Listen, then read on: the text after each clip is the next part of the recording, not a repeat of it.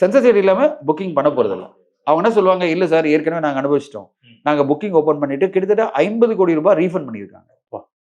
Distributor வந்து தியேட்டருக்காரங்க 50 கோடி ஆடியன்ஸ்க்கு ரீஃபண்ட் பண்ணியிருக்காங்க. ஆமா சார், ஃபர்ஸ்ட் புக்கிங் பண்ணாங்க பாத்தீங்களா, அதாவது ஃபர்ஸ்ட் 3-4 டேஸ்.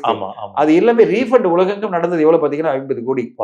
அப்போ அவ்வளவு அமௌண்ட் வந்த அமௌண்ட் ரீஃபண்ட் பண்ணியிருக்காங்கன்னா இப்போ திருப்பி ஒரு தடவை அந்த மாதிரி முதல்ல இருந்து ஆரம்பிப்பாங்க. சார் நீங்க ஒன்று பண்ணுங்க, எங்களுக்கு வந்து நான் இன்டர்நேஷனல் டிஸ்ட்ரிபியூட்டர்லாம் கேட்டேன். இப்போ என்ன அவங்க சொல்லிட்டாங்க தயாரிப்பாளர்கிட்ட, சார் சென்சஸ் அடிக்கிற அனுப்புங்க, கேடிஎம் அனுப்பிச்சிருங்க.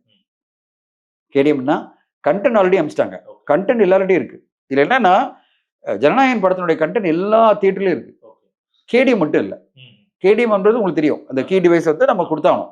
அந்த கீ மட்டும் உங்க கியூப்ல வந்து கொடுத்துட்டாங்கன்னா படம் ரெடி டு பிளே.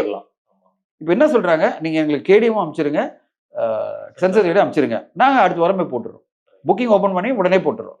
நீங்க எதுவுமே அனுப்பலைன்னா நாங்கள் நம்ப மாட்டோம் இந்த படம் வருதான்னு சொல்லிட்டு. ஏன்னா அவங்களுக்கு ஒரு பயம் இருக்கு, சர்டிஃபிகேட் வராம ஓப்பன் பண்ணிட்டோம்னா திருப்பி ஒரு பிரச்சனை வருமோ அப்படின்ற ஒரு இதில் தான் அவங்க இருக்காங்க. அப்போ இப்போ ப்ரொடியூசர் என்ன பண்ணுவாரு, சரி சர்டிஃபிகேட் வாங்கிட்டு நான் உடனே ரிலீஸ் டேட் அனௌன்ஸ் பண்ணலாம்.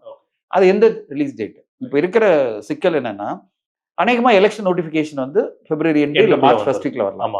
அப்போ அவங்க நினைச்சா பிப்ரவரி எண்டுக்குள்ள இந்த படத்தை கொண்டு வந்துடலாம்.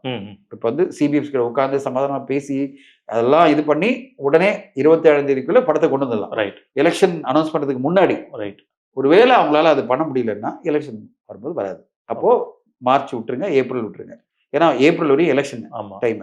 எலெக்ஷன் வந்து ஏப்ரல் 2 இருக்கலாம், இல்லை மே ஃபர்ஸ்ட் வீக் இருக்கலாம். எலெக்ஷன் வந்து முடிகிற வரையும் இந்த படம் ரிலீஸை வந்து எலெக்ஷன் கமிஷன் அலோ பண்ணாது. அப்போ நம்ம வந்து ஏப்ரல் மேல இந்த படத்தை பார்க்க முடியாது, மார்ச் ஏப்ரல்ல பார்க்க முடியாது. ஸோ இதுதான் இப்போ இருக்கிற சிக்கல். இப்போ பிப்ரவரி எண்டுக்குள்ள இந்த படம் வருதா அப்படின்னா நான் நம்பிக்கையோட காத்திருக்கிறேன். பிப்ரவரி எண்டுக்குள்ள இந்த படம் வந்துடும். ஏன்னா தயாரிப்பாளர் அவ்வளோ சீரியஸாக ஒர்க் பண்ணிட்டு இருக்காங்க. இல்லைன்னா கேஷுவலாக விட்டுலாம்ல, எதுக்கு இவ்வளோ போராடணும், பேசாமல் விட்டுலாம்ல. சரி ஓகே, நம்ம ஏப்ரல் மேலே இந்த எலெக்ஷன்லாம் முடியட்டும், அதுக்குள்ளே நம்ம வந்து ரிவைசிங் கமிட்டி போயிட்டு பொறுமையாக வரலாம் அப்படின்னு நினைக்கலாம்ல. அவங்க ஏன் இவ்வளோ ஒர்க் பண்ணிட்டு இருக்காங்க, ஹார்ட் ஒர்க் பண்ணிட்டு இருக்காங்க. எப்படியாவது பிப்ரவரியில் இந்த படத்தை கொண்டு வந்துடணும் அப்படின்ற ஒரு எஃபர்ட் போட்டுட்டு இருக்காங்க. வெயிட் பண்ணி பார்க்கலாம். திங்கட்கிழமை நம்மளுக்கு தெரிஞ்சிடும். இது எல்லாமே திங்கட்கிழமை நமக்கு தெரிஞ்சிடும். இன்னைக்கு கோர்ட்டு வந்து அவங்க சப்மிஷன் பண்ணல, ஆனால் எதுவும் சப்மிட் பண்ணல. அவங்க வந்து கோர்ட்டில் வந்து ஒரு அஃபிடேவிட் கொடுக்கணும், அது எதுவுமே கொடுக்கல. அப்போ என்ன அர்த்தம், டிஸ்கஷன் போயிட்டு இருக்கு. அவங்க இன்டர்னலாக சிபிஎஃப்சி கிட்டேயும் எல்லாருக்கும் டிஸ்கஸ் பண்ணிட்டு இருக்காங்க. அப்போ மண்டே அன்னைக்கு தான் நம்மளுக்கு தெரியும் என்ன பண்ண போறாங்க.